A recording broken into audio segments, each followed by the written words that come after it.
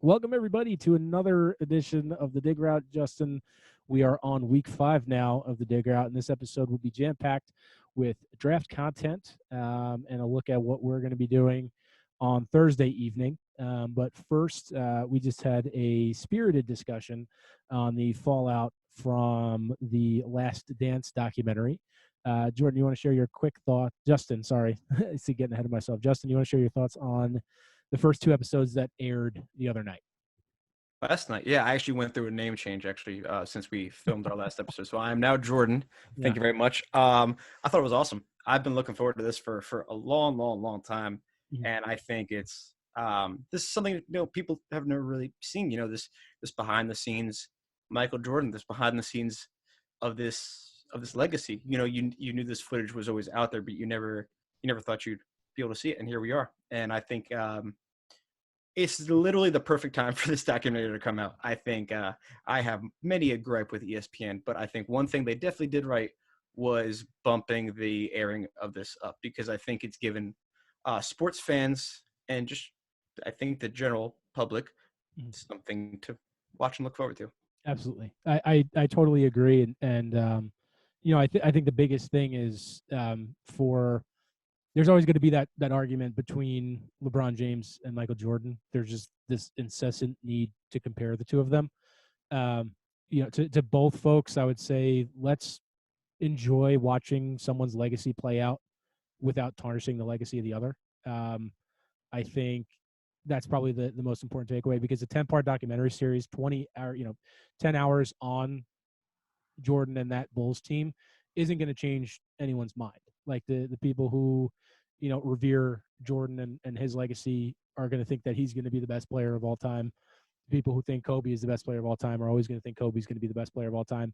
And the LeBron fans are always going to think LeBron's going to be the best player of all time. Like, it's not going to change anyone's mind.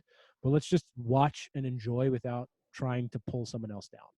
I think is the biggest takeaway for me is like, yeah, I mean, this guy was an amazing basketball player.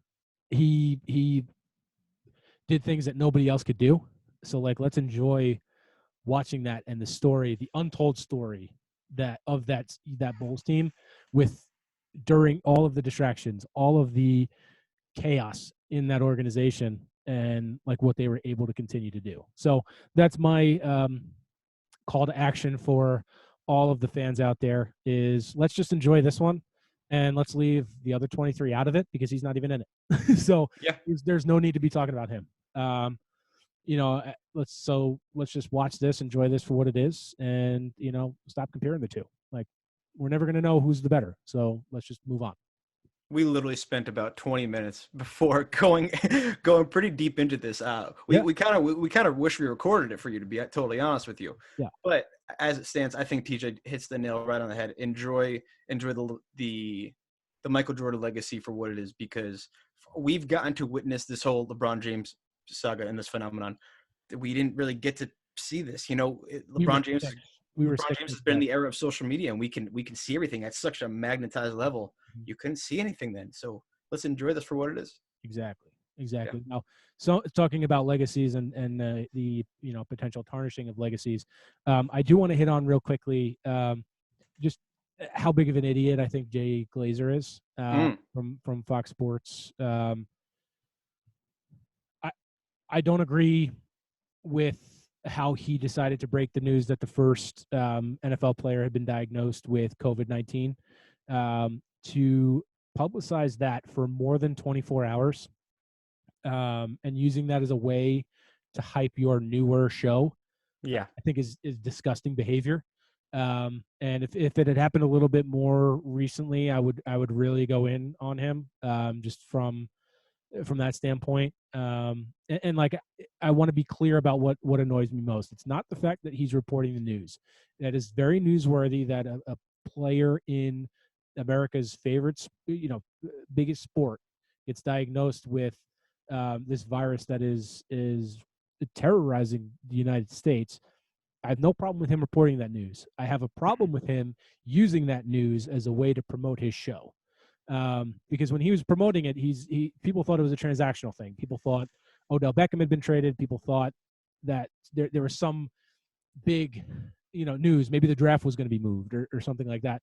And then it ended up being this. And it's like, why are you sitting on that information? Nice. Nice. Look at that. Yeah. So that'll be on YouTube later for just something, a poster fell off Justin's wall That for was great. those of you not listening on YouTube. But yeah, I just think it's terrible behavior, and I just want him to do better. He's broken so much news, but it's like, come on, man, don't use this to promote your show. Like, why don't you break the news and then have the guy on your show and promote it that way, as a way to like hear from him on our show, hear from Sean McVay about what they're doing from this point on for the players on our show. Like, Yeah. don't use that as the news. I felt that was tacky, and I expect better of probably the second biggest newsbreaker in NFL media. You would think, right?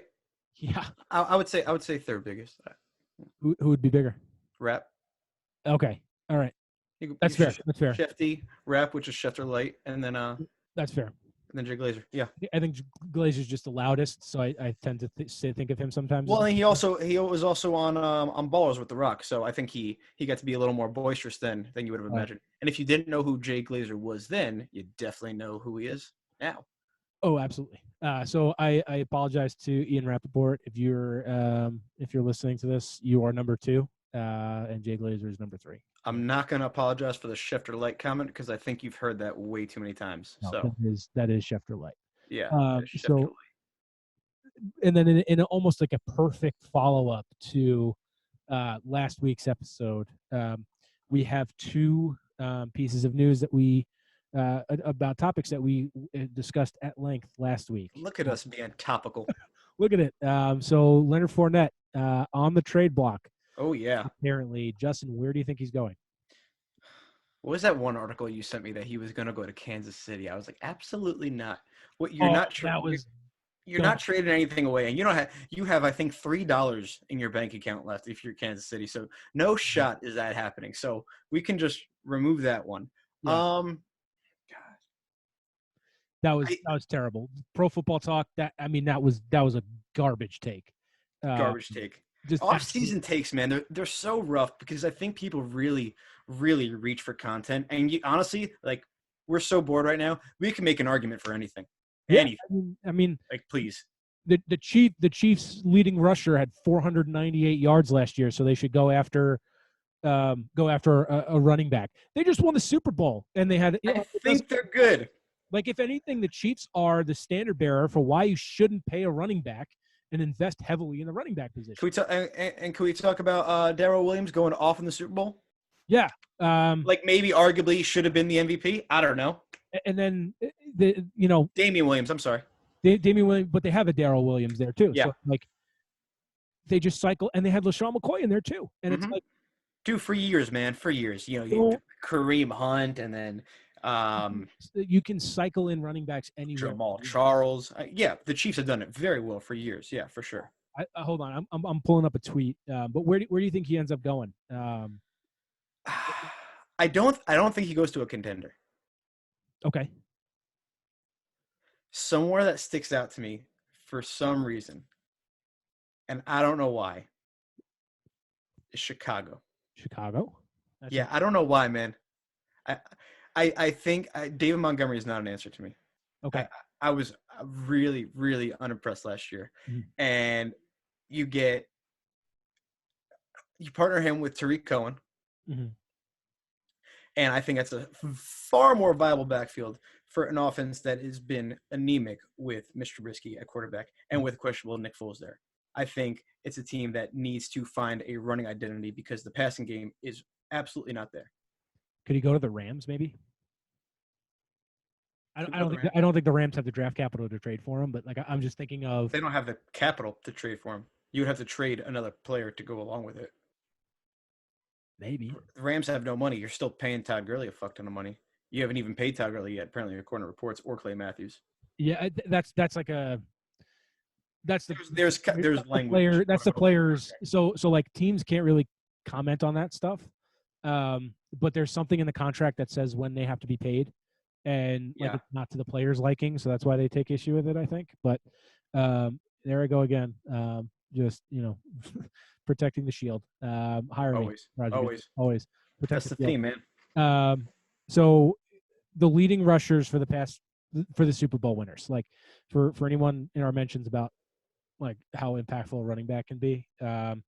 So Damian Williams 498 yards, Sony Michel 931, LeGarrette Blount 766, LeGarrette Blount 1161, Ronnie Hillman 863, Jonah That's not Gray many. 412, Marshawn Lynch 1257, Ray Rice 1143, Ahmad Bradshaw 659, and then Pierre Thomas 793, and then B Jackson. I'm forgetting who that is, but I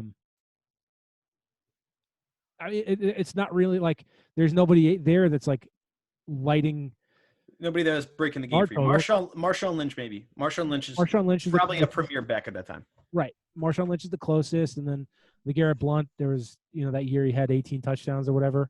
But it's like because they got to the goal line and then he punched it in like big whoop. That's been my homie for years.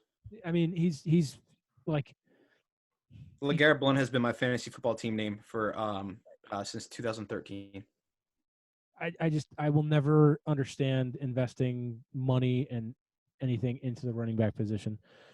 Well, yeah, that goes back to last week, but he's going to get paid. Who? Oh, Leonard Fournette's about to get paid.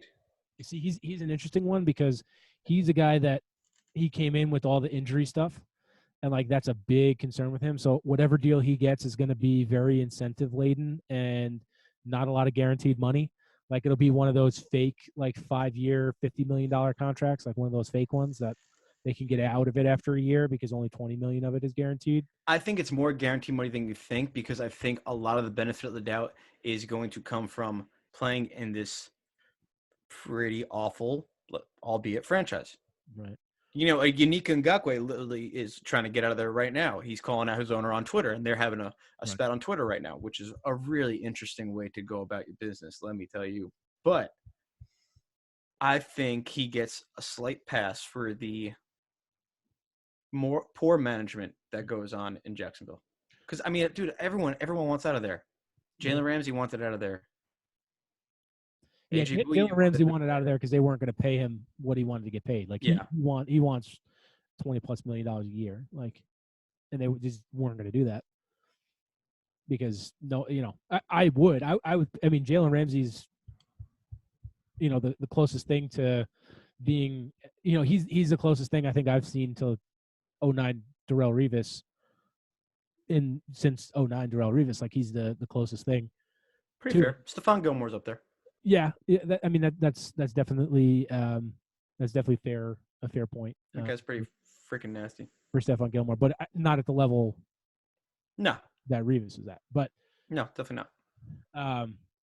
So I mean, him and Gilmore are definitely top two, I would say, in terms of consistency from that position. When do we say that the Tom Coughlin experiment in Jacksonville was a complete and total dumpster fire?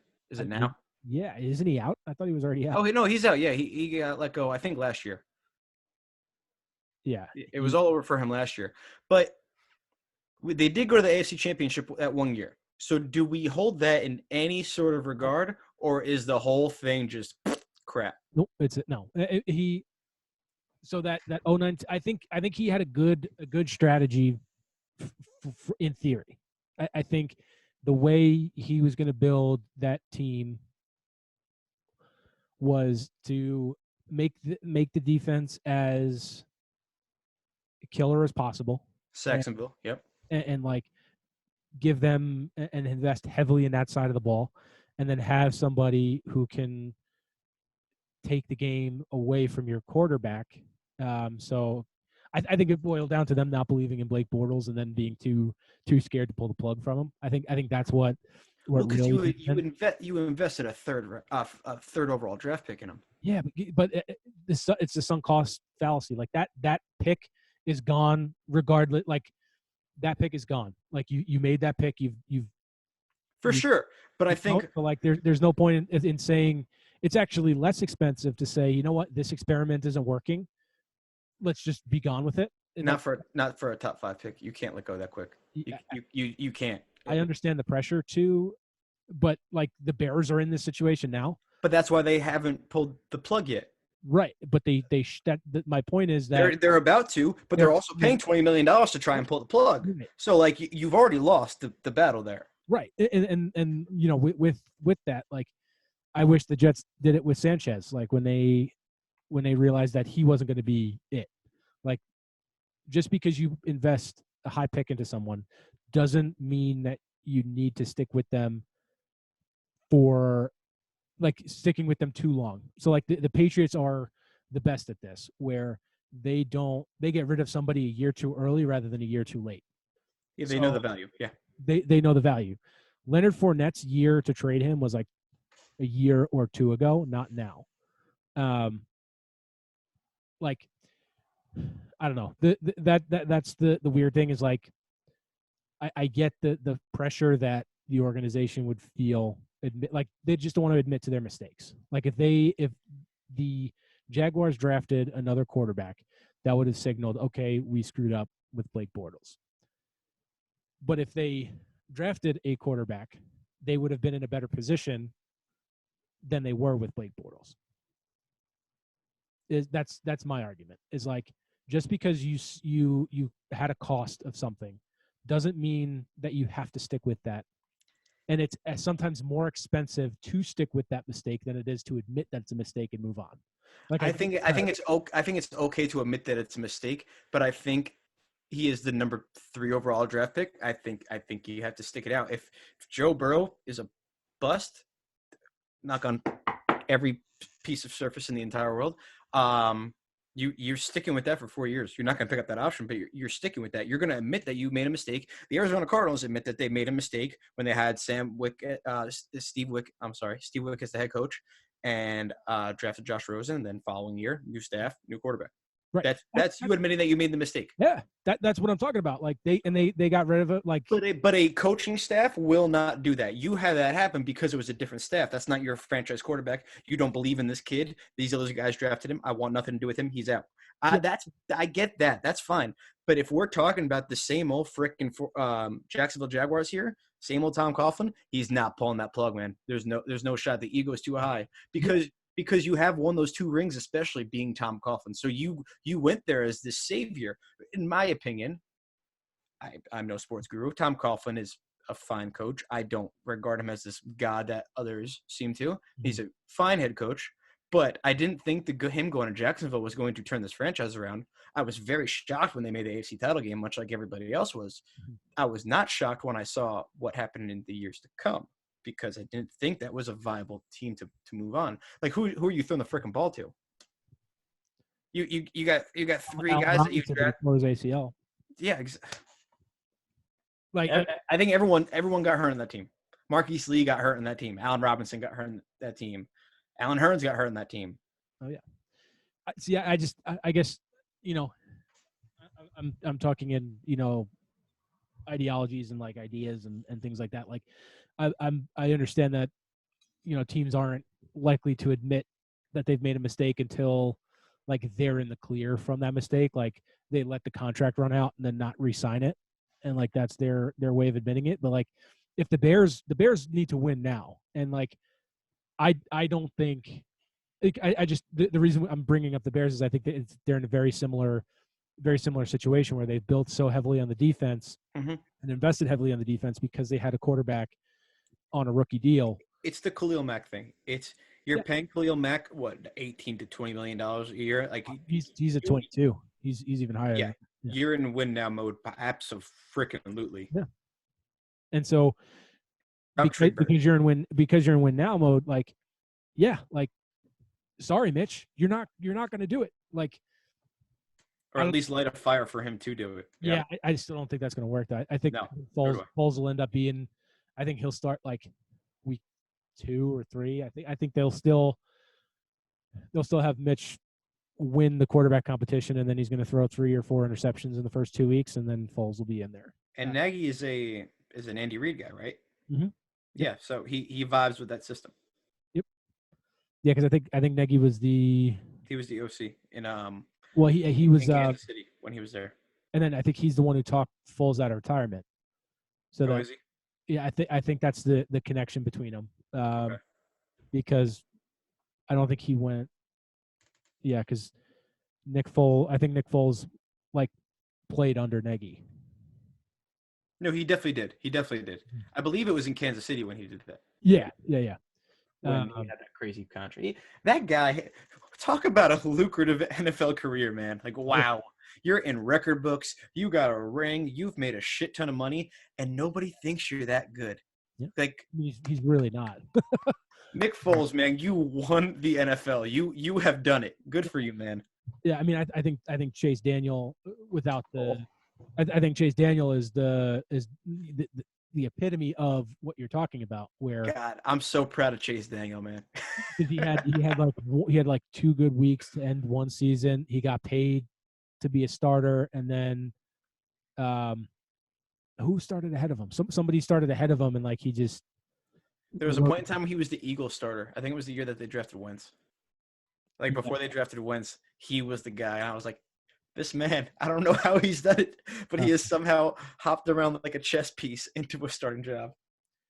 oh It's yeah. great. It's great. Um, but yeah, so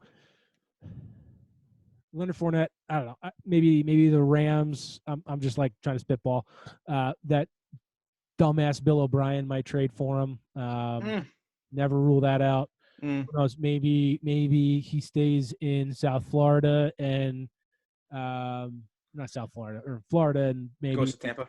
Tampa was what I was thinking. That team needs a running back. Ronald Jones, Peyton Barber. That ain't gonna cut it. No, I mean they're fine. Like they're serviceable, but Yeah, they're serviceable. They're whatever. I don't know. at least they're just average. Like they're just like you can get by with them. They're Uh, like an Eli McGuire to me. They're whatever. That's yeah, fine. exactly. Eli McGuire's he No disrespect. You're all better football players than me, but you're Eli McGuire. he cost Eli McGuire cost the Jets Nick Bosa. Um, Mm.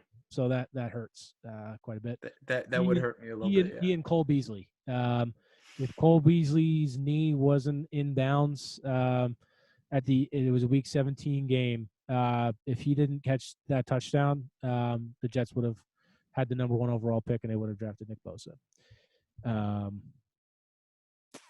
But that didn't happen. So thanks, Eli McGuire and Cole Beasley. Love you, appreciate you. And then the Patriots uniforms, Justin. What do you think about those? I like it. Yeah, it's like whatever. I did like their color rush jersey when that was first announced. What 4 years ago at this point? So I think that is cool. And just the slight alteration to it. Yeah, I dig it. I see. Like I don't even think it really needed a change. Like I don't think you even had to announce the change. To be honest with you, I think you could have just oh, yeah. done that and nobody would have really noticed. I think it's to sell merch. Like Yeah, they need to get folks out of Brady jerseys. I think. of course, yeah.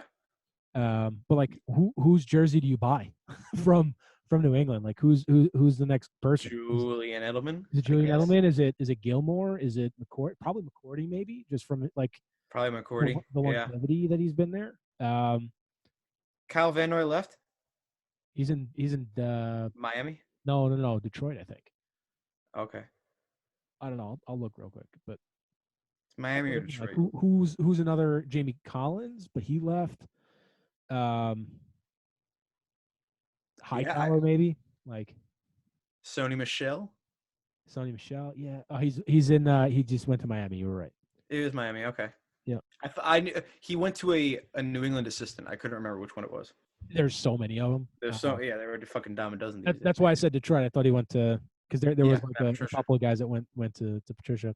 I also Real quick, while we're on the topic of New England and we just talked about assistants, just while it's fresh in my mind, do you think last season hurt Josh McDaniels' NFL head coaching no. career? No. No, I think a couple years ago when he bailed on Indy did. Okay. I think that. Well, I mean, he's the heir apparent to that New England job. I feel like that's just written in stone at this. I think that's why he went back. I think they said, hey, like when Bill retires, you're going to be the yeah. Otherwise, like this guy would have had the Packers job by now. He would have had the Browns job by now. Like I think there's no way. Yeah, he's not leaving New England. I don't think. Like No. he and Belichick would have to have a big falling out because that New England job is pretty good because you're going to get patience from from Kraft. Like Bobcraft, yeah. he understands what's going on. Hmm. Because Bill went 5-11 his first year. It was 0-2 when the Jets knocked Brady out, or not Bledsoe out to get to Hmm. Brady. Um, so you're welcome, New England too. Just giving you guys everything, I guess. Yeah, pretty much at this point. Our coach, our quarterback, everything. Anyway, jerseys. I don't know. I don't. I like it. Didn't impress me or wow me or anything like that. Like I don't know. It is what it is. Like I think if they were going to need to make a change, like they would need to do like a significant redesign to really capture my attention.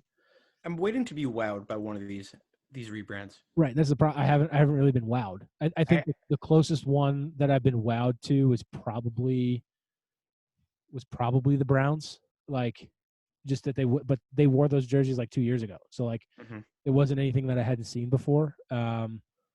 Maybe the Bucks. I don't know. I'm But just I wasn't wowed. I'm even like going like years past. Like I haven't been really wowed by a New Jersey concept in some time.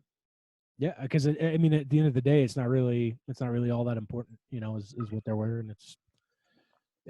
I think some fans are going to love whatever a team does. Like, I don't know.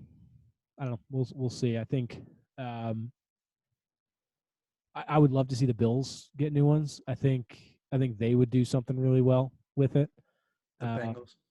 the Bengals, yeah, but it's like they're lucky because it's a tiger and it has stripes and Yeah, so everything. you get some diversity in it. So it's really not Variety. that hard. Yeah, it's Yeah. not it's not that hard to, like, when you have orange and black as your colors, to like really come up with something awesome. Like I would love to see somebody do something with, like, but they would never do it. But like Green Bay, like, Yeah, too classic. you know what? But like colors like that don't visually think would go, like, if I told you green and yellow, Yeah. like that they would clash to me, but they would, Hmm. because of how the Packers do it. But like colors like that, like maybe the Vikings too, like purple and gold or whatever they have. They rebranded not too long ago. Right, but I kind of I it kind of was like where they're at. it was the number. I think I'm talking from like a colors perspective. Like Yeah. what I would like to see make work. Like Jacksonville's another one. Like I know they just did it, but Hmm. they're another one that I think their helmets are weird to me. And How it they have transitions. yeah, the weird fade in the back. I don't know. I never really Weird. got into all that. Um, and then Carolina too. I think I maybe. think they have great jerseys actually. I wouldn't touch that. I love them. I don't know. I think they need to make the All Blacks like they're like real ones. Like, Not the Blues. no, have that be the alternate. Okay, I can get on board with that. Um, I don't know. I think if you had all blue, it would give you like a UNC kind of vibe. Yeah. Uh, I I kind of like that actually, or like blue and like white pants. I think it'd be pretty cool for them. Um, I don't know. And then maybe no, they don't need them. I don't know. I liked when Seattle rebranded years Yeah, ago. Seattle's their colors are weird. That neon green, that Yeah. all neon, that's a weird. Do you like that all neon jersey? You know exactly what one I'm talking about. I personally like it, Me just too. because of how absolutely outrageous it is. It's so freaking Um, loud. but they have to be playing the right team, and they have to be Yeah. playing it at night. Like, Mhm. That's really got to uh, pop right. Yeah. yeah, like if they were playing the Packers in that color, like I don't think that would go. But like if they're playing the Niners, and like the Niners are wearing That their all black. the either not the all black, but like the white tops and gold pants. Oh yeah. Like I think that's a good color I've game. always loved that color combo. I think that's a clean ass look. Oh yeah. Yeah. And then I think the Dolphins too. I think them with some of their colors that they can do. Um, That turquoise, man. I don't know. I like What do you like? You like their color rush? The all orange. I love it. I love their color rush a I don't I lot. don't I don't say many nice things about the Dolphins, No, but I love that color rush. yeah. So yeah, and now getting to moving to the nice thing is it's draft week. Big This festivities, is man. this is my playoffs. This is what I look forward to every Oh year. And yeah. what I've looked forward to every year for the last 10 years. As I get a video of Chase Young doing a 54-inch box jump, and good thing the Jets won those games at the end of the year, huh, Justin? Damn right. Anyway, so you and I You're had tired been, of drafting linemen anyway. You're fine. yeah, defensive lineman. He's technically, they classify him as an edge rusher. So technically, Okay. he's not a defensive lineman, sir. So He is an end to me. well, he's an edge rusher to me. Anyway, so what was your favorite mock draft that you did for the Bengals? What So was you know, we have been sending mock drafts to each other throughout the week of drafts that we like to do. So what was the favorite one that you did? the favorite one I got was definitely when I got there's a wide receiver out there that I'm a huge fan of. His name's Devin Duvernay out of Texas, and I got Devin Duvernay in the 5th round, and I was over the moon about that. Oh, So yeah. it's probably that one. So I got Joe Burrow at 1, Mhm. Patrick Queen, who I've been seeing a lot, is actually kind of falling out of the 1st round for whatever reason. I think it's due to limited play that we've seen from him. A lot of people just seem to be going off of, well, his tape looks great, but he has limited tape, and they're really going off the national title game where he was a monster. Mhm. Um, and he was fine at the combine, but people seem to be falling on him a little bit for that matter. So he falls out. The Bengals need a linebacker in the worst way possible. You kind of missed in free agency. You got Josh Bynes. Who's fine, but you got him on a 1-year deal. So we'll just let that kind of go by the wayside for now. And then I got Adam Troutman from Dayton, who is a tight end. Went there originally as a quarterback, and man, I watched this dude at the combine, and his hands were great. He was so smooth and out of his cuts. I was super, super impressed. Uh, round 4, I got Kenny Wilkes, nice edge guy from Michigan State. I think he's very much a specialty package kind of guy. Comes in on 5 down lineman situations, comes in nickel kind of packages where you get to blitz the quarterback a little more, break nickel situations. He is not an every down player to me, not right now, not with his skill set. Also, fun fact, if we haven't gone over this, I am a Michigan State fan, so I've seen a lot of Kenny Wilkes. It's a solid draft pick here, I think, for them. I've seen him go a little higher, but I think round 4 is good. Devin Duvernay goes in the 5th round, and then in 6 and 7, I got an offensive tackle from Wake Forest, and I went for his name, and then I really just did some research because it was kind of cool. DJ Dallas. He is a running back out of Miami. He's got some pretty electric stuff, but probably not going to have a career in Cincinnati. So that was my favorite, though, and I had a lot of fun. I probably did over the course of the weekend. I think I did about 4 of these, and on a slew of different websites. That one came from the Draft Network. They have a really fun one. So yeah, man, it's it's a great time. What about you? What do you got? So this one is my favorite one. Basically, the mindset that I took was what player is going to help Sam Darnold the most. Now, in any draft, what I want to see from them is the top one of the top 4 tackles. So, whether it's Andrew Thomas, Jedrick Willis, um, Tristan Wirfs, or Mekhi Becton, one of those 4 have to come away with one of them. I know Becton just had like the weed trouble Which issue, is why you get Becton. which is why you get him, because he fits perfectly with Le'Veon Bell. You're gonna make No, you're gonna get him because he will fall to you now.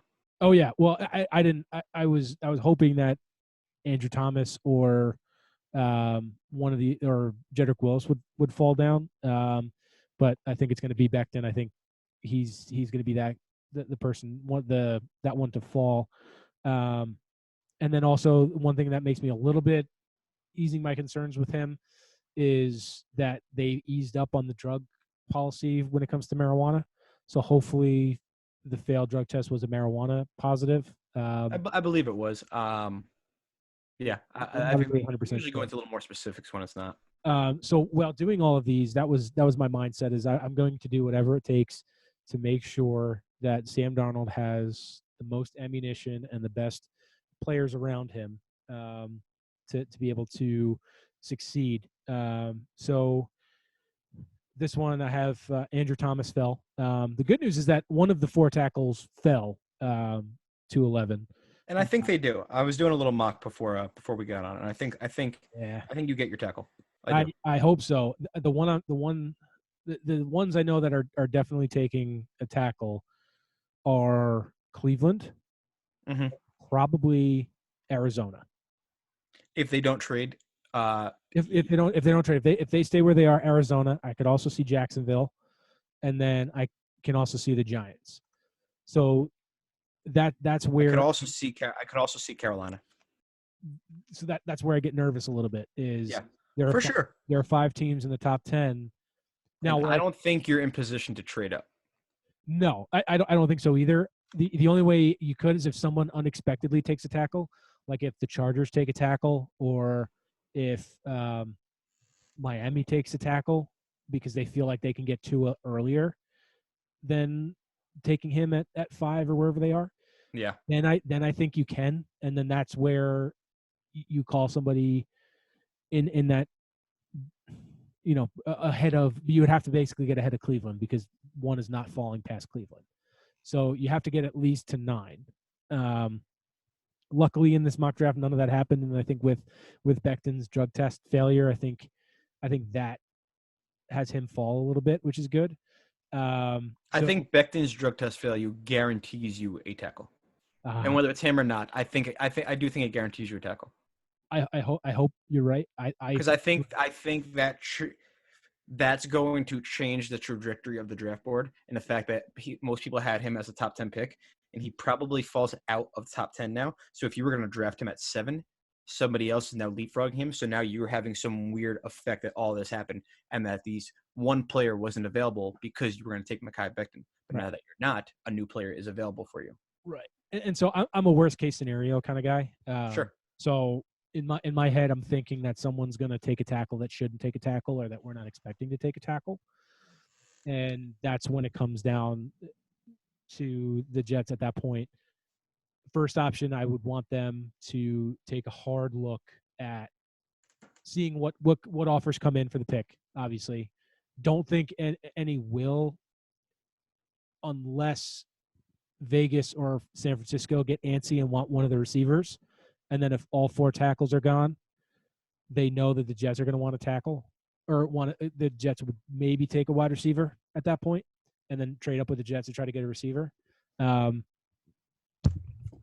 could see that happening, but that's worst case. Worst case scenario is they end up with a really good player, and that's what I'm excited about. I think they choose CeeDee Lamb over Jerry Jeudy though, which I'm kind of iffy about.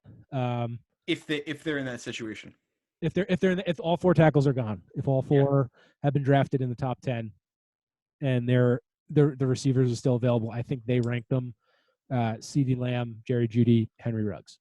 I think the wide receiver class, I think, falls into where these people are ranking the offensive tackles. Right. And I was reading a good point today too, and then I'll get to my draft. But so during the draft process, at all these pro days, at all these workouts and everything, there is kind of a consensus that builds among scouts and teams about certain players and where they go, because that's all they do is they talk and they talk and they talk. Because of what's been happening and how virtual everybody is, there hasn't been that opportunity to build a consensus about certain players. So there's going to be a lot of players that go a lot higher than people think. Yeah. And players that go a lot lower than people think. Yeah. So the reason I mention that is because there's one player here that I think is much higher than he should be. He comes in much lower than I think he would. I think he would go a lot higher, and he's one of the guys that I drafted. So, again, keeping all of that in mind, number one focus for me is what makes Sam Darnold a better quarterback. So Andrew Thomas, an offensive tackle, who was the last one on the board. I think he goes first, but I think he's the first tackle. But then Jonathan Taylor with the second round pick, have him for 4 years and then have him pass along. See you later. T. Higgins. Now this is my guy. I love T. Higgins. Okay. I don't know why. Is that who you think falls far? Yeah. So this is who I think should go a lot earlier than he's going to.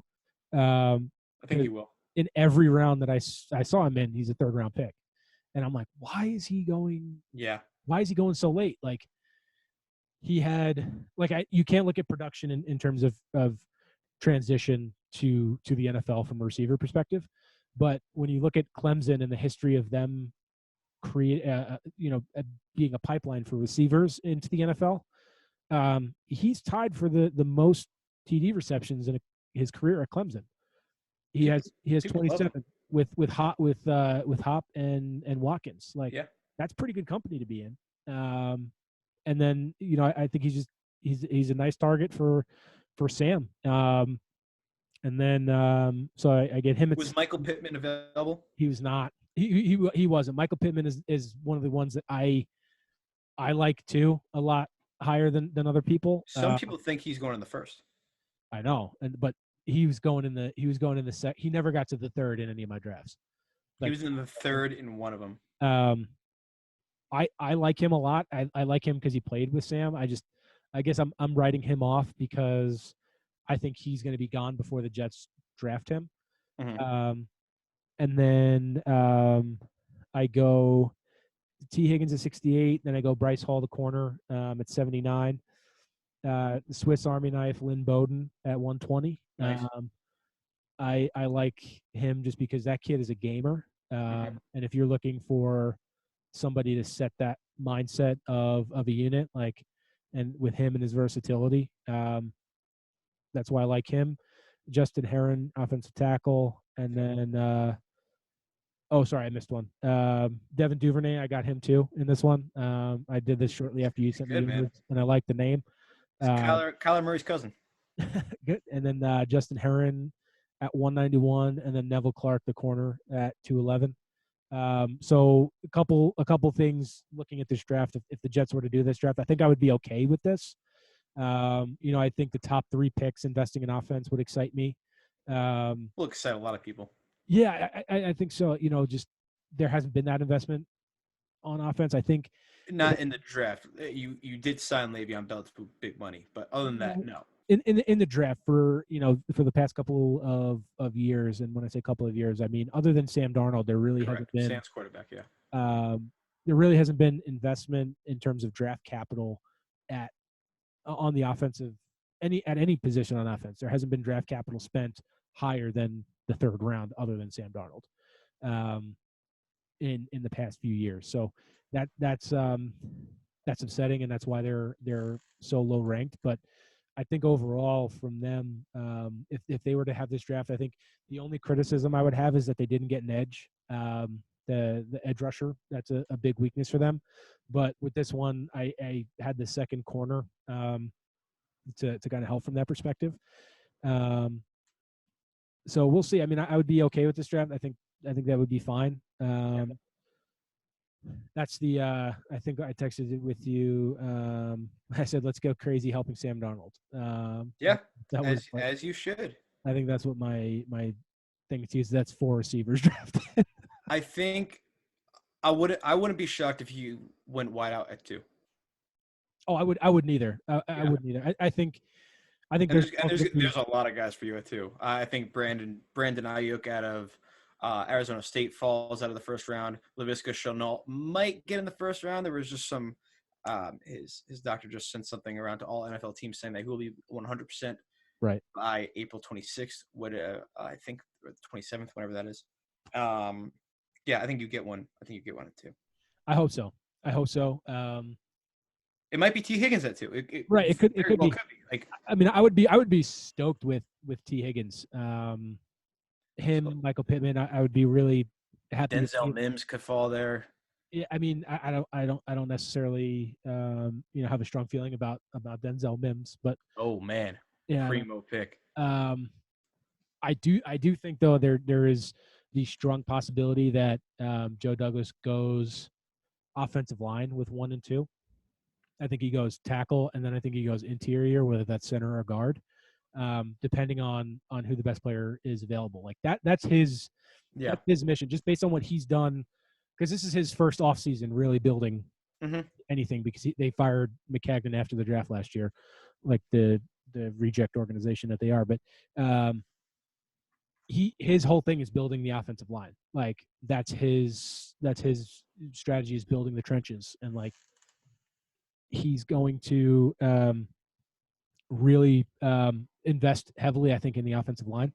Yeah. I wouldn't be shocked if there are 3 picks on offense on the offensive line, and then receiver, and then corner and edge. I think that's I don't think you go offensive line twice and back-to-back picks because you do need a wideout so bad.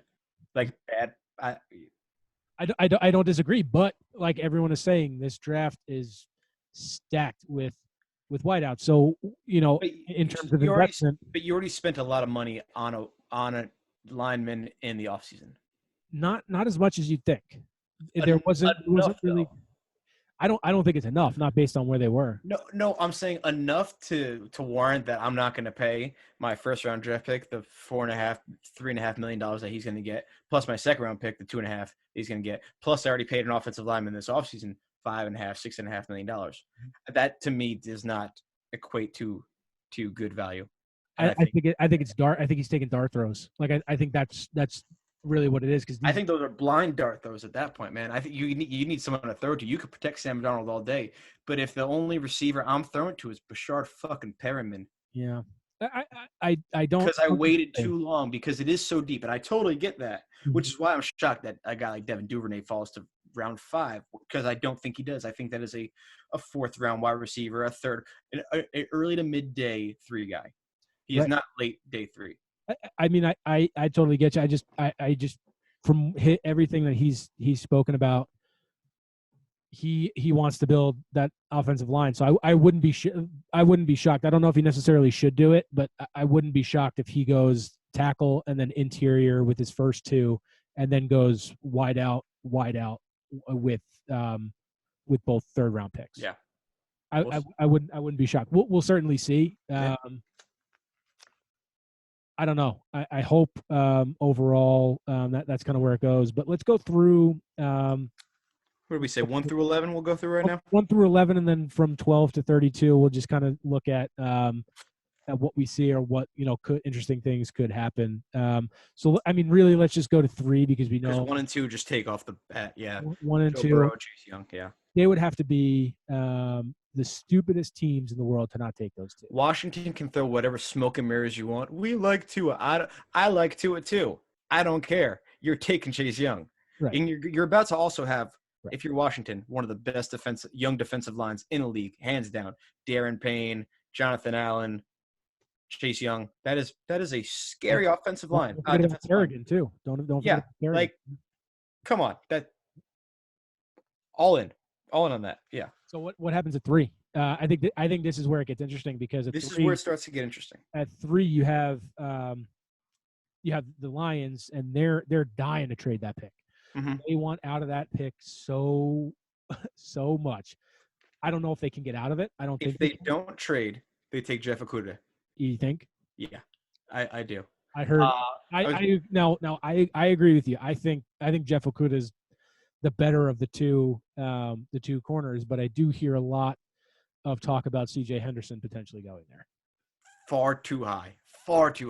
Ooh. I think you.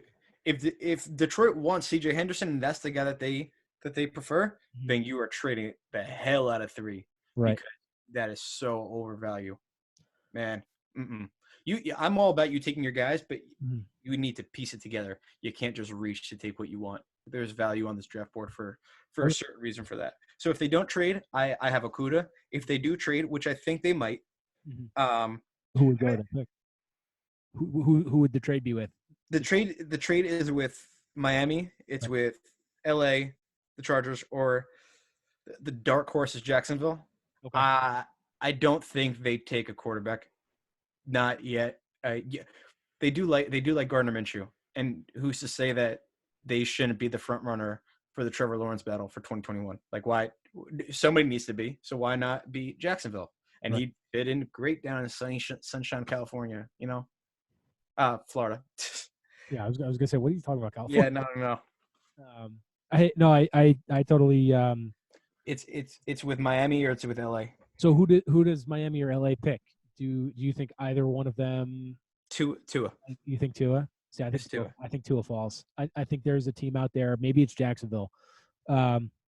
There's some team out there trying to tank Tua right now. Um, just with all of the Wonderlic stuff and all They're of trying like, to tank him to get him. right. They're trying to have him fall down so that they can draft him. I think, yeah, because that Wonderlic thing is, I think it's a little bit of bullshit. You don't think that test has value? No, what does like, I guess the only value it has is that somebody can process information quickly, but General IQ is what it does. It's general IQ. yeah, but that has nothing to do with football intelligence. It has nothing to do You're with totally right. You're snapping. totally right. No, yeah. So I mean, I think it's a steaming hot pile of shit, and I think it's just a way, a way that somebody can justify not taking somebody. But like what matters to me most is how a quarterback can like process information, and like him doing math problems in a certain amount of time doesn't. I don't think there's like a correlation necessarily, because didn't Ryan Fitzpatrick have a perfect score on the Wonderlic? He also went to Harvard. Right. He also went to Harvard, but he still makes the dumbest decisions on the football field, is my point. So like no matter how smart you are academically or with your IQ, if you don't know where somebody's going to be or what the defense is showing you, doesn't necessarily matter how you do a math problem. You know what I mean? Like, I don't know. Sure, Yeah, I but think it's overrated. but we can't just go on sheer athletic ability sometimes, man. Like you do have to have a brain. So if I have a guy who's an athletic freak, Mhm. but he has a 2 on the Wonderlic test and can't answer a basic math question, I don't care how fast you can run down a football field, man. You are not playing football on my team. Just straight up fact. I don't care. No, you I, have to have some sort of intelligence, in my opinion, to play football. well, I mean, Because also you're losing brain cells when you get a concussion. So let's also add that factor in there. but I'm not saying like somebody scoring a 2. Like, I mean that's obviously concerning. But he scored like 19. Like that's not anything like crazy bad. Like, yeah, it It's wasn't not. That's great. not. That's not good. It's not. No, it's not good. But I don't think it's bad enough that it should question what we've seen from him on the football field, which is what really matters. Like how he was able to work in Nick Saban's offense, how he was able to step up when he stepped up in the national championship game. Sure. It's a legendary game. Right. And so like that's what I can't believe I'm defending Tua right now. Yeah, I'm I'm shocked actually. I'm not a big Tua fan. I think he's going to be. I don't want to say it. I don't want to say the B word, but Mm. I don't like him I'm going to say the B overall. word later. I don't think I like him overall as a prospect. Like I You just prefer Justin Herbert over Tua? no, I don't Oh, prefer either. okay. Like All it, right. like I mean I know if you need a quarterback in this class, like one of those guys is going to be your guy. I would probably draft Tua over Herbert because there's nobody over like I draft Tua over Herbert. Personally, I draft Jordan Love over Herbert. I am not a Justin Herbert fan. I think he will. I think I maybe said this last week. I'm not He, either. he might have a fine NFL career, and the word is fine. I don't like the word fine. It's a really shitty word in the English language. It Right. will be an okay, fine, passable Andy Dalton career. You're right. I think my point about Tua just goes back to how like people look at like we're at the point of draft season where people are looking for reasons not to draft somebody, and I think there are superficial reasons, and I think him not doing well on the Wonderlic is one of them. I think the biggest concern with Tua isn't his score on that test; it's how well his hip is doing, and how the other injuries that have added up over his career are going to impact his play. I think that's what we should be looking at with Tua, Yeah.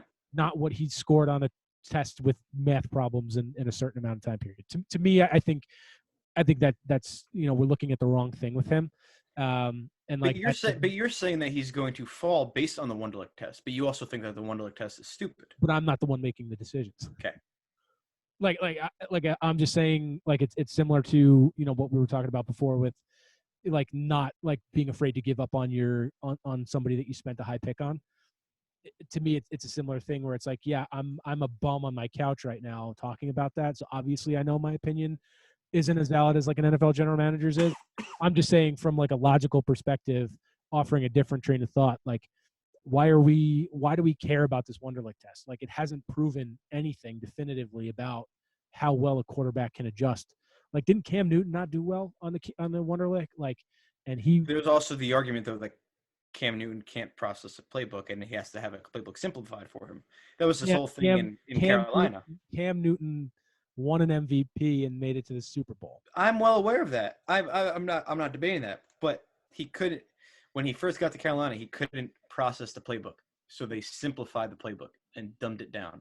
Right. Which is what you should do for a quarterback, and then you pick it back up, and then he was I'm not sure if he ever took the advanced class. I don't know. right. I mean, we'll never know, and he was so athletically gifted. Yeah. I don't know. I We got hung up at Detroit at 3. Let's keep going. sorry. No. It's cool. We're terrible at this. Detroit at 3. The Giants, they're taking an offensive lineman, I think. They take an offensive lineman, or they take Isaiah Simmons. Yeah, it's one of the two. And it's not just any offensive line. So I think they should draft kid out of Georgia, Andrew Thomas. I'm blanking on his name. Yeah.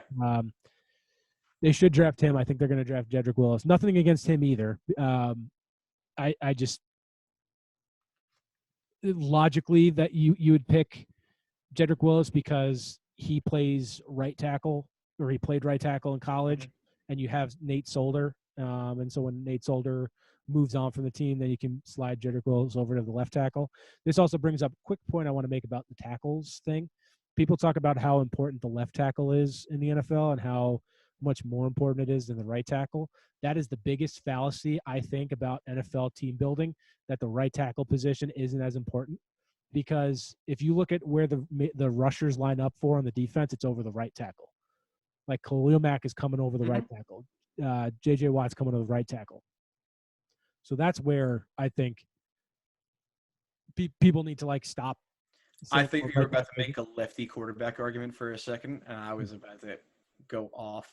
No, I'm not. It's nothing about the quarterback position. It's just about the right tackle is just as important as the left tackle in today's NFL because of how multiple defenses can be. Like your right tackle has to be just as good because those defensive players, they're coming on the edge on both. They're coming off both edges. I think Chandler Jones is really the only guy coming over the left side, but everyone else is really coming over the right. Calais Campbell's on the right side. Like the bet, and then Watts on the right side. Right. Shaq Barrett's on the right side. Yeah. They're all coming from. I'm going through in my head right now. Frank Clark's on the right side. Yeah, yeah. They're all coming from the right side, and I think that's because for whatever reason, offenses are slower to adapt to a changing strategy. Myles Garrett comes from the left. I don't. Yeah. Well, when he was about to kill Mason Rudolph, he came from the right. Yeah, I think primarily he comes from the left. But what I mean is they can still switch. Yeah, of course they can. So that's what makes him dynamic. Right, and so people saying oh, you can't draft Jedrick Willis because he's a right tackle. It's no, he played right tackle at Alabama, but he's going to be a damn good tackle wherever. Yeah. Don't knock him because he played right tackle in Alabama. All I'm saying, at Alabama, it's still an important position. Is my point. Oh yeah, for sure. Because I think he's probably the best tackle in the draft. If you could play tackle, you could play guard and center. Right. In my opinion, you could be taught in transition to play the two. If you play center, you can maybe play guard. You have to be a little bigger. You are the shortest lineman, but de facto, there's no shot you can play tackle as a center.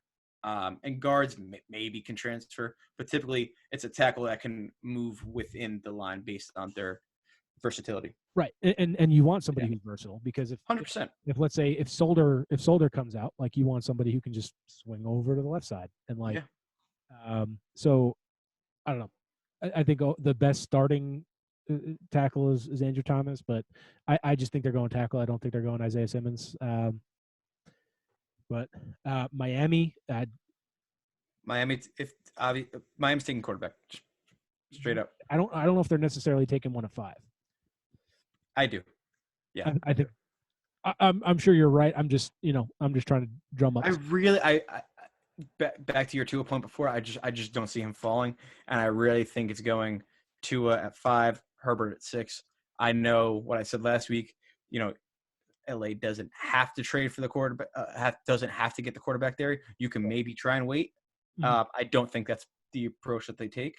Yeah, I think they go Herbert here, and maybe groom Herbert with Tyrod Taylor. Take the Baker approach ish, but yeah, quarterback. Okay, I I don't have a disagreement there. So Carolina, what do you think they're doing? If the Giants go lineman, Mm-hmm. the Panthers get Isaiah Simmons, Yeah, I agree. and they get their Luke Kuechly replacement. I agree. He may not play middle linebacker. Isaiah Simmons is a freak. What you could put him literally anywhere on the field, and I think he's going to be absolutely awesome in the NFL. So the Panthers get a home run if they get Isaiah Simmons.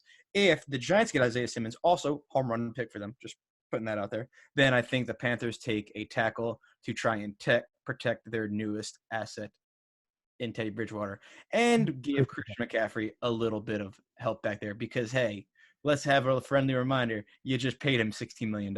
So there's that. Yeah, I think they can definitely go. This is where I think a run on tackles is likely to start. We have a run on tackles, and then there's, in my opinion, a run on wide receivers. Okay. I think they fall virtually back to back. Oh yeah, and then Arizona is interesting to me because Arizona, I can see them going off before the D-Hop trade. I had wide receiver 100,000%. I mean, they still might. I don't think so. I think now it's tackle or it's tackle or D tackle. And if it's D tackle, it's either Derek Brown or what is his face? Kinlaw from South Carolina. Kinlaw. Yeah, he's pretty good too. Yeah, I think they go either tackle or they probably go tackle. But I could see them going. That defensive line needs some firming up a little bit. I mean, they need a lot of help. Yeah, for sure. The offense looks a hell of a lot better now, but it still needs help. Right. And now where Arizona is the interesting case to me, where now they're looking like they're elite at two of the four big positions. So they're elite at corner, they're elite at edge rusher. Kyler Murray very well could be in that discussion. And then if you add a tackle here, that's a dangerous team. And that's a potential, playoff dark horse, it all depends on Kyler Murray's of course development, but a potential dark horse to make the playoffs, I think, this year. And Cliff Kingsbury's play calling. Yeah, we'll see about that. We'll see. Jacksonville, do they get a Leonard Fournette replacement here? I hope no. I'm making a joke, Justin. I'm making a joke. Never. Your jokes aren't funny, TJ. Well, I hope somebody somewhere listening to it will make this funny. Only one running back might get drafted in the first round. Maybe. Swift? Yeah, maybe. And I don't even think so. Who's the one that you think Jordan Taylor? Not Jordan Taylor. Yeah, Jordan. Who? Jonathan Taylor is who you think. Jonathan Taylor is on the cusp. J.K. Dobbins is on the cusp. I think all second-round picks to me. All second, third-round picks to me. I think we get at least one. I think Baltimore might draft one. I think at the end, but like Mark Ingram has such a great contract. Yeah, but I mean, a rookie at the end of the first round. You also have Gus Edwards behind him. That's true. You're not wrong, but the more speed that you can add on that team, they also added Justice Hill last year, he didn't play at all, but he was there and did things. Right. So yeah, Jacksonville is gonna do exactly what I think Arizona does. I think it's offensive tackle or defensive tackle. Interesting. Yeah. Try to. It's not quarterback for them. If Jacksonville drafts a quarterback, it's round 2 or 3 with an Eason or a Fromm or someone in that realm. I could also see them going offensive line. Yeah. But I think they're probably more likely to try to replace Calais Campbell or Jalen Ramsey. Like, could C.J. Henderson go here?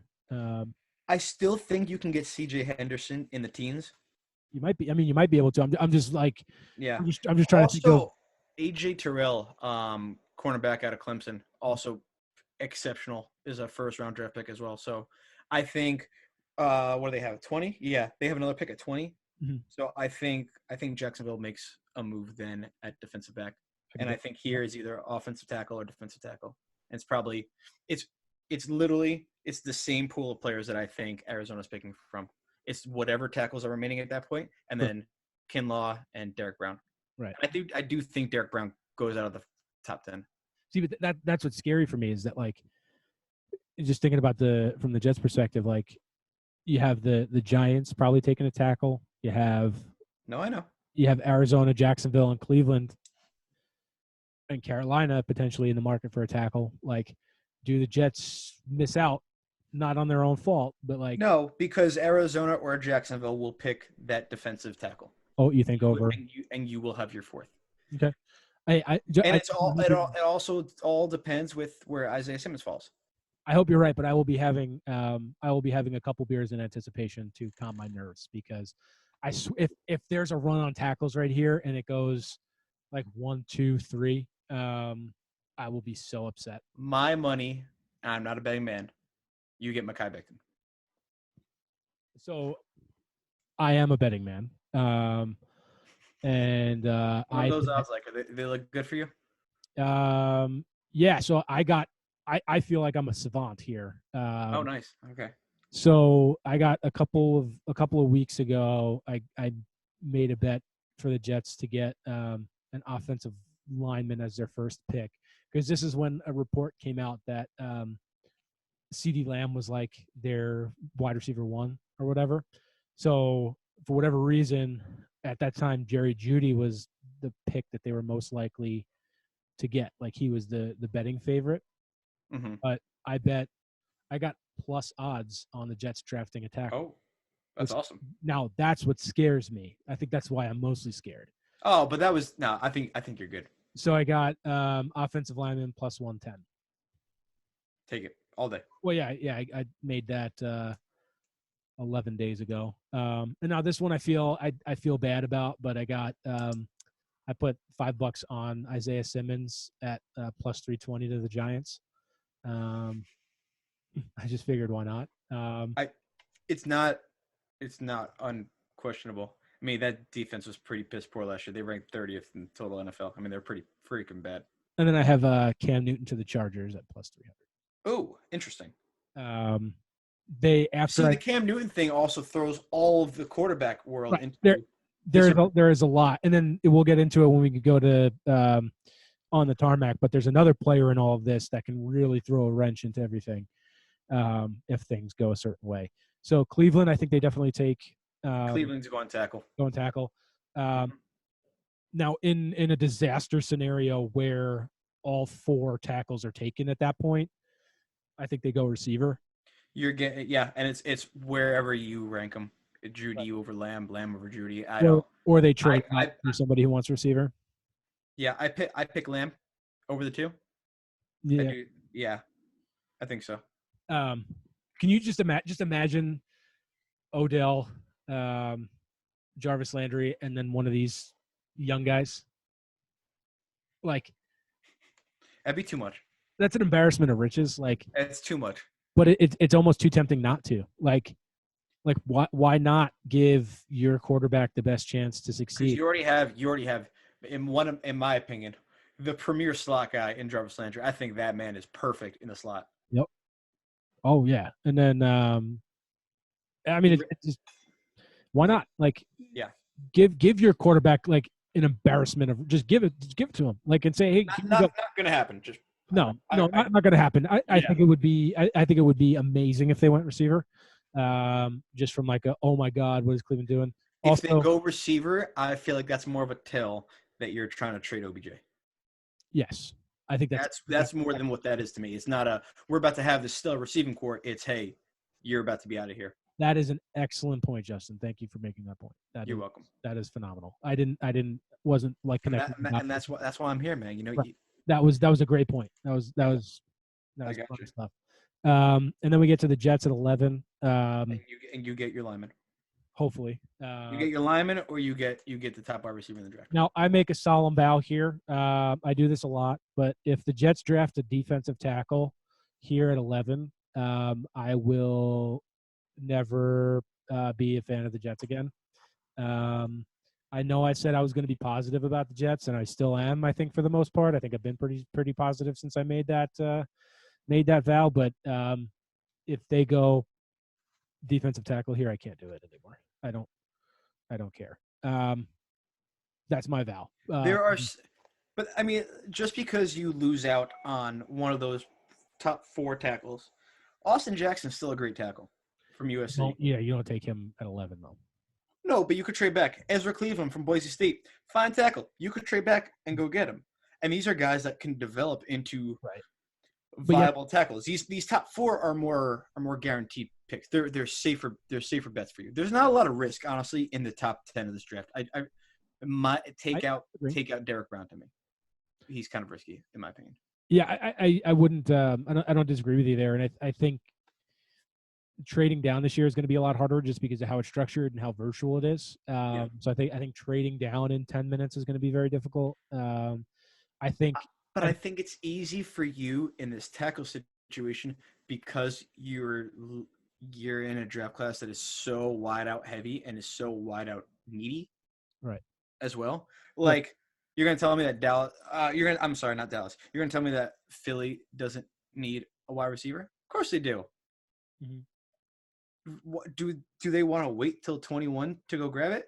I don't know, but you could damn well go get Austin Jackson Right. at 21. You damn well draft Ezra Cleveland at 21, and now they can go get their premier guy that they're looking for, and Right. you now have more draft picks to go with it. Right. I think it's going to be more of like a situation of like a just being in convenient circumstances. Like it's going to take somebody trying to jump up Yeah, rather than it's going to be you looking to move out. Like you don't have leverage if you're looking to move out. Like I think if the tackles are gone, that's where it gets interesting for the Jets.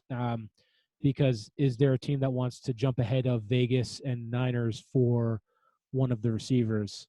Like I think that could potentially no, and I was spitballing with the Austin Jackson thing. Do I think that's a plausible scenario? No, I don't, because I do think you get your tackle at 11. I think right. things work in Right. the Jets' Yeah. favor this year. Yeah, I'm just throwing out hypotheticals. Yeah, no, I can't see anyone trying to trade up. Does Denver?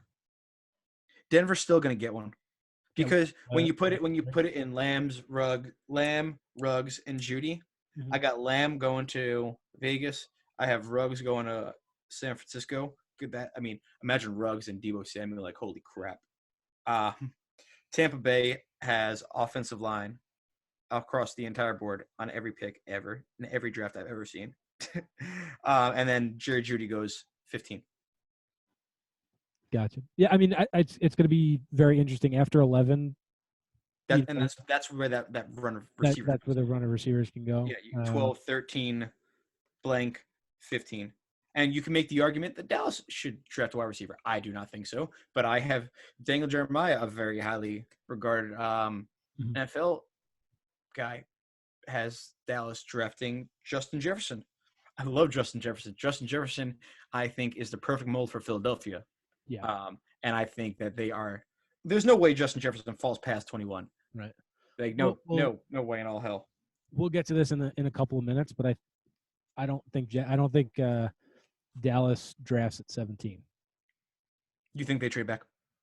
No, I think they trade out of the pick. Yeah. We'll talk about that a little bit more. But yeah. So what else do you look at from picks 12 through 32 that's most interesting to you? Like what? The New Orleans Saints. The New Orleans Saints, in terms of if they go quarterback. Yeah. I don't know if they do it in the first round. They love Jordan Love. Do they? They love Jordan Love a lot. Yeah. That disappoints me. Why not have Jordan Love groom behind Drew Brees for the year? I mean, okay, so you want to talk about the Michael Jordan thing right now? This is the last dance for Sean Payton and these Saints. It's not the same team anymore. Mm-hmm. You could keep a lot of these same pieces, and you could go keep Michael Thomas, and you could keep Alvin Kamara, which you probably will do, and you could keep some of the guys on the defensive side of the ball. But the second you get rid of Drew Brees, it's a different football team. Just like the second you get rid of Tom Brady, it's a different football team. This is the last dance in New Orleans. And I think, one, they're far overdue for a Super Bowl. But two, I think they draft their future quarterback here because there's nothing you need anymore. You have it. You have virtually a complete football team. Like, maybe get another wide receiver? Maybe. But why would you do that at one? You can go do that in round 4 or round 3 to pair up with him because there is totally a number 2 wide receiver there for you. Michael Thomas is, albeit the number 1 in Because I don't football. think they're weak. Like they're really like the Saints. You bring up a great point. They're not really weak anywhere. Like They're where not. That where would you say secondary they're is weak? great. Right. That line is great, anchored by Cameron Jordan and Marcus Davenport. The first round pick is not that bad either. Their offensive line is great. Their running backs are great. Maybe the second wide receiver, like in terms of like a weak point. Like but you actually have to like look for a weak spot. Like There's no first round tight end. I'd say maybe, but Jared Cook was fine. yeah, So, and you know what, man? Like good point. they have made a luxury of 1-star wide receiver. I mean, and if you even like want to turn the page further back, like you had Marcus Colston before that as your superstar, and that was a 6th round draft pick out of Hofstra. And they're in an interesting spot too because they're right after New England. Yeah. And they're sandwiched between the I Vikings. think those are the two that, and I don't know fully well how much New England values Jarrett Stidham, Mm-hmm. but I could see a battle for trying to draft Jordan Love between New England and New Orleans. I can see that. It all depends. It truly depends on your value of Jarrett Stidham. I don't know. They seem to love him. I know they like him. Yeah. I think that's interesting. And then I saw an interesting mock draft too that I'd be remiss if I didn't mention. But it was DeAndre Swift to Baltimore. Oh, yeah.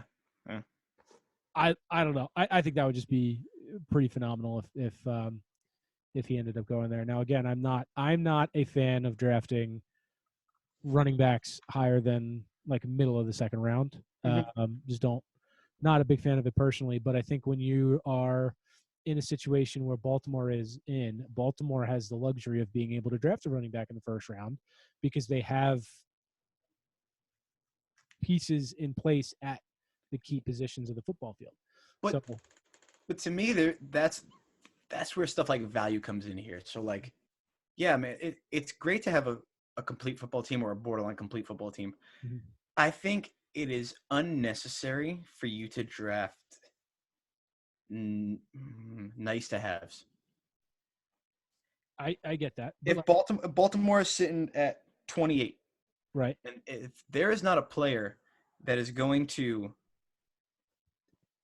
help that team add some sort of depth that has value for that position, if they don't have it, I think you trade out of there, and I think you take more picks in the mid rounds to get more depth. Right. Oh, you're absolutely right that's probably what they're going to do because Baltimore is a smart team. But like I think that mock draft was done without like trades or anything. As most are, because I think that's the easiest way to grade a draft. Because dude, man, if you have trades, I mean, I could pull shit out of my fucking ass and say that's gonna stick. You know what I mean?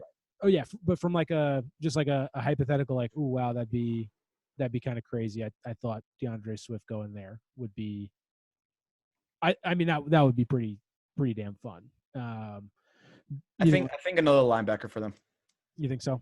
I could see a Kenneth Murray. I could see Patrick Queen falling.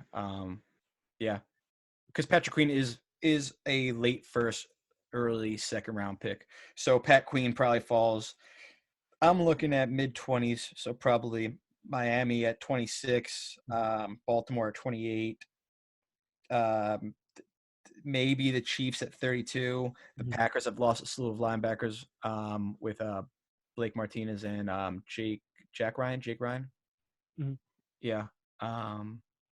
So maybe there, or my dream is in Cincinnati, but Right. I mean, and the Packers are in a pretty interesting spot too because they went 13-3, but like that they were a pretty weak 13-3. That's a weak 13-3. It was really heavy on Aaron Jones too. Yeah, that's what's interesting because like he's obviously going to fall from a production perspective. Yeah, he can't do that again. He's not going to score whatever. However, he's scored. I like him. Good running back. Oh yeah, he's fine. He's on the list though. He cost me a fantasy football championship. Oh, he's won. Okay. Yeah, that 60-yard touchdown at the end, week 16.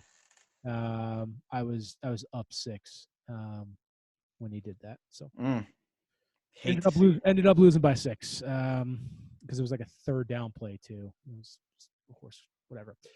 Anyway, I think the Packers are interesting because they need stuff um, to take care of because they're weak at a lot of spots. They probably could use more help on the offensive line. They could probably use a Well, receiver. they just lost Brian Balaga, Yep. so definitely help on the offensive line. Oh, Yep. they could also be in the market for that late tackle, Ezra Cleveland, Austin Jackson, as I've named. Oh There's yeah. another guy. I think his name is Matt Pert, Okay. from UConn. He is either a guard or a tackle. Mhm. A lot of high upside though. People like him a lot. Yeah, I think they're definitely at an interesting spot because they may be ones tempted to trade down because they're in that interesting range, that 30 to 32, where teams who have already drafted try to trade back up to get a fifth-year option on somebody, like the Mhm. Lions did with Lamar Jackson, to try to get that extra year. So they're in an interesting spot where they could potentially take advantage of that. There's a rumor that the Niners are trying to get out of 31 I wouldn't be surprised. I mean, because the because Niners, they spent the second on Emmanuel Sanders last year. yep, and then Uh, they traded DeForest Buckner, so they're also drafting 13th, I think. yep. Um, so So I like, think they keep that one. And that's where they get Ruggs or a wide receiver, in my right, opinion, and then probably. then try to trade out. I don't disagree. I think they could either do that or use 31 to help trade up if they're trying to trade up. If Shanahan or John Lynch fall in love with somebody and they feel like they're going to be Yeah. taken by somebody, that could happen. And then Kansas City, they also love Ruggs as well, I've heard.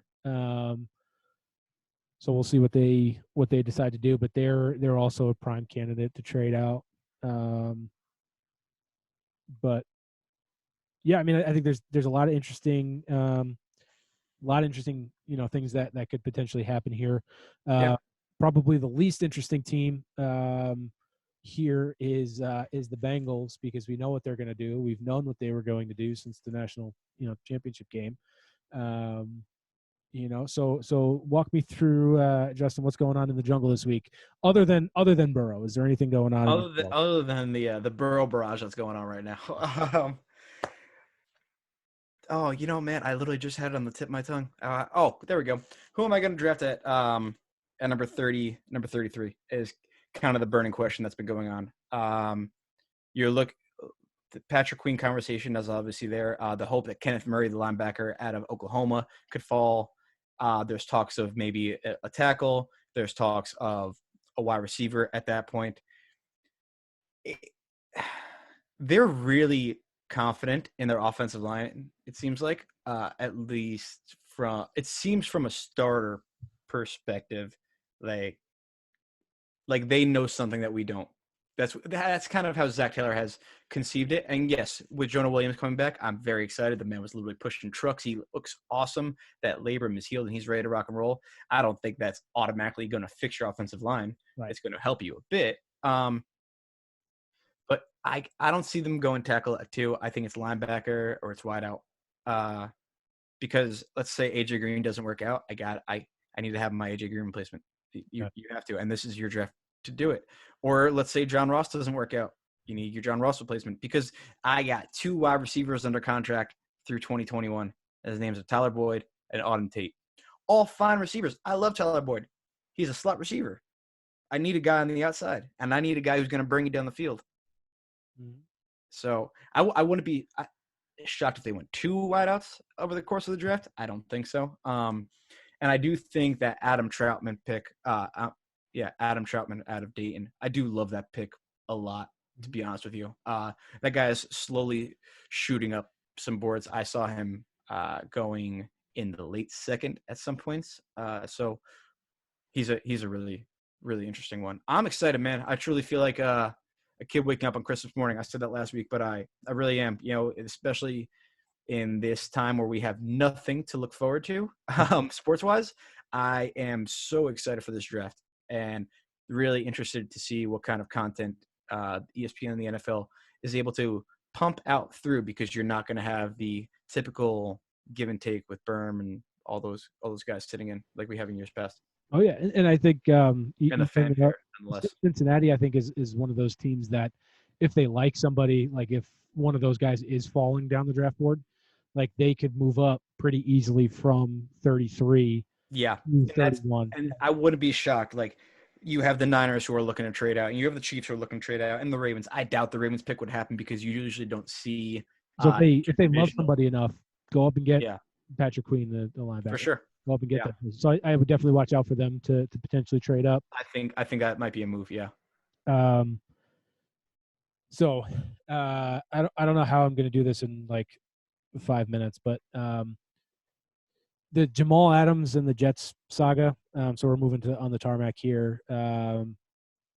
This Jamal Adams saga is the most annoying thing in the world. Dude had ego written all over him the second you drafted him. Right. This Uh, is all expected to me. right. Well, so he's a guy. I get part of where he's coming from. Like I get the feeling of like that you are the best player in your class. Like you should have been drafted higher or what have you. I forget who it was, but somebody chirped him when he said something about like I remember the 5 people who were drafted before me. He's like, bro, you went 6 overall. Shut up. Mm-hmm. like that. I think it was funny. And you got paid, so you're fine. Right. And so Yeah. here's where I diverge with him. Like I get his feeling that he thinks he's great. He is a great player. He's made 2 Pro Bowls at this point. I think he's been an All Pro. He was an All Pro last year.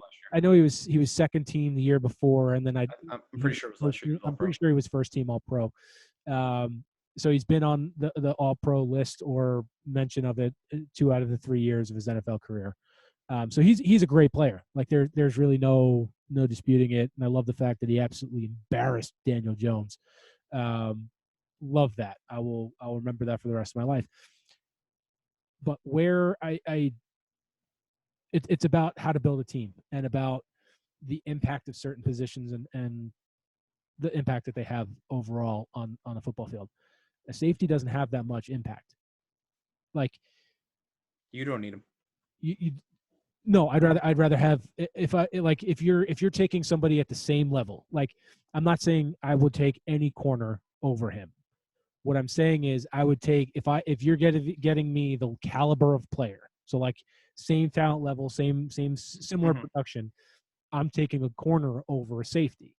I'm taking an offensive tackle over safety. I'm taking a guy who can take away a guy who a take position. over a game and dominate a game and impact the game more than A tackle won't take over the game, but they can impact the game. Yes. right. Yeah. So from that standpoint, like the position he plays, he's just always going to be undervalued and overpaid based on the production that he's going to get. Like that Landon Collins contract scares the crap out of me. Yeah, Because well, Jamal Adams is a better player than Landon Collins. 100%. I don't care what anyone else says. Dan Snyder likes to overbid on people. I think Right. he lost that bet on that one. But the Jets aren't in a position where they can be overpaying for safeties. They've won 13 games, I think it is, in the last 3 years. And guess who's been here for those 3 years? Mr. Jamal Adams. So for him to be getting upset, so his big thing started at the trade deadline when somebody reported that the Jets had an offer on the table for like 2 first-round picks for him or whatever. I think it was from Dallas. And he got upset and he like didn't talk to the general manager for like weeks because he was like, you don't take calls on Tom Brady, you don't take calls on Michael Jordan. It's like you answer the phone and somebody offered, he said, hey, I will give you 2 first-round picks. Like he didn't counter offer that. He said, That's no. what is that what he said though? You don't take calls Yeah. on Tom Brady. You don't. Yeah, he's like, you don't take calls on Tom Brady. You don't take calls. All right, dude. I'm taking calls on Jamal Adams. Like I don't know what you want here. Right. So that's where I say I think Dallas trades out of that pick because he is not going for anything less than at least 1 first-round pick. Yeah. He's not going for anything less. And if that, then you keep him. But like this whole thing, with the contract, excuse me, they shouldn't be talking to him about the contract until after the draft. Like that's how the draft plays. That's a smart thing to do. Like Jamal Adams has no leverage in this, and like normally, like I'll, I'll want the player to get their money or whatever, and like he's entitled to sit out and like not take part in voluntary whatever. He can do all that. That's fine. I don't care about that. Mm-hmm. What I care about is just like his attitude about it. It's like, come on, man. Like what? Who do you like? You're a great player. Like just stop being a butt. Like just He plays for himself, man, and he had that attitude. I think when he left LSU, I do like him a lot. I think he's a really outstanding football player, but he's got an ego and an edge to him that is not always beneficial. right. So Peter King reported today that he thinks this is just Peter King, projecting just based on, basically he said that he thinks Jamal Adams isn't happy, and that he's not going to re-sign with the team. I think Jamal Adams is in his fourth year, so he has this year, and then he has a fifth-year option. Jamal Adams has no leverage, like Mm-hmm. in terms of demanding a contract, and it's like, yeah, you can sit out, but you're just going to lose all the money that you're trying to get. Jamal Adams to me falls into a certain class of safety that is totally valuable and has value. It's the same class as Derwin James. It's the same class as Harrison Smith. It's that caliber. And to me, that caliber is you are the perfect force to stop Lamar Jackson. Right. You are athletic enough. You are agile enough. You are strong enough. Those three players, and there's maybe another couple of handful out there, are the ones that should be spying on Jamal Adams. And that's how a defense needs to build their game plan around the Baltimore Ravens. Now, Jamal Adams is not in that situation, doesn't need to be playing for the Jets because you don't need to be stopping Lamar Jackson. No offense. You have other fish to fry, like building a football team rather than trying to stop the MVP. Right. Other teams that are close to a championship should be trying to figure out how to stop the MVP. So he needs to go to a team that can contend against the Baltimore Ravens. Right. And it's resource allocation. Like, yeah, I love him. Like the attitude he brings, like I like that he plays with a chip on his shoulder. I think it's just, he has an ego on top of it. Like if he was humble and played with that, but like he's big not. Difference between ego and a chip. Yeah. Right. And he's playing, he has that ego about him. So this is the exact quote. I don't want to misquote him. He said, "The Rams don't take calls on Aaron Donald. The Patriots don't take calls on Tom Brady. That's where I hold myself in that regard." So he's a Jordan athlete. That's why I was thinking of Jordan. Okay. But basically, yeah, he compared himself or put himself on the level of Aaron Donald and Tom Brady, and that's just delusional. Like you're in the year, he very well could be. Like at the end of the day, at the end of his career, like he could go down as one of the best safeties to ever play the game. But at this rate, no. But yeah, sure. I'm just saying it could have. I mean, if he continues on his career path, I mean, he's 2 out of the 3 years he's been in the league, he's been close to an All-Pro. So like, if he continues on that path, sure, like he could end up being that. But the impact he's going to have is very minimal overall on in terms of like the team winning games. Like to me, I don't know. Yeah. What can you get for it? Like it's the smart thing at this point to look at in this draft and say, is there a team that's going to part with their first round draft pick for him right now? And if there is, trade him. Like, and there probably is. And we're gonna find that out on Thursday. We are gonna find out on Thursday. So we're gonna be doing a live show somehow. I'm not exactly sure how it's gonna work out. YouTube, apparently you have to have 1,000 subscribers. Which we do not have yet. But we will. Eventually. So if you could subscribe and like this video, that'd be a huge help to us. But we'll figure something out. I think we could either Periscope it or figure something out, even if we do it via Instagram Live or something. There will be some way, somehow It's going to be a really fun time. We'll have alcohol in our hands. It's going to be great. Yes, I will be drinking until about pick 11, and then I'll be looking up everything about the guy that is drafted. So we're going to be doing that on Thursday, starting on the draft. I think the draft starts at 8? So usually 7:30. Either way, it's going to be 30 minutes after the scheduled time. So, and we'll be there live for you. Yes, we will. We will be there live. Justin, is there anything else that you'd like to add? Any final comments? No, man. No, I'm just really excited to finally fucking draft Joe Burrow. I can't wait for this to all be over. God, it's been too long. It's been a while. for you guys. So definitely excited for you there. I'm excited as well. So everyone, thank you for listening to episode 5 of the Dig Route. I am TJ. For your other co-host Justin, we'll see you live on Thursday.